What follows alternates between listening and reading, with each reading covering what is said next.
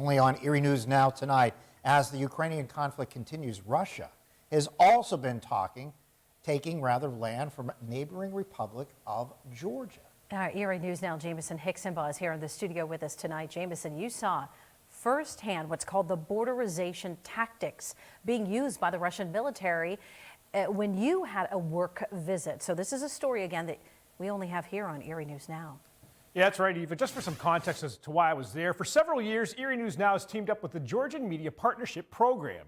We've worked with a number of Georgian television stations, traveling back and forth to help train them on the news gathering process.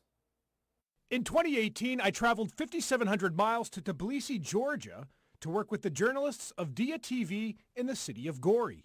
Honestly, I've never been to the country of Georgia, so While working with the team, we were sent to the village of Atotsi. Members of a civil movement group drove us to a large field where Russian troops were setting up metal posts to create a border between the two countries, which never existed. Both sides spent hours staring each other down while armed with weapons. Russians consider it their backyard or maybe even their front yard. According to Dr. Jerry Genlin of Edinburgh University, Russia has been using these tactics since 2008 after troops invaded two parts of Georgia, declaring both regions as independent states. A lot of this has to do with Putin's perception that Georgia and Ukraine should not be allied with the West. And a lot of it has to do with our perception that he doesn't get to make that determination. They do.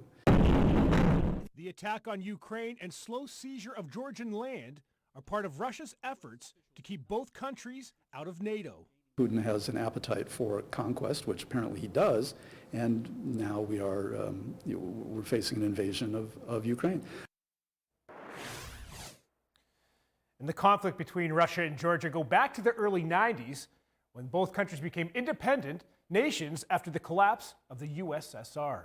Jamison Hixenbaugh, Erie News Now.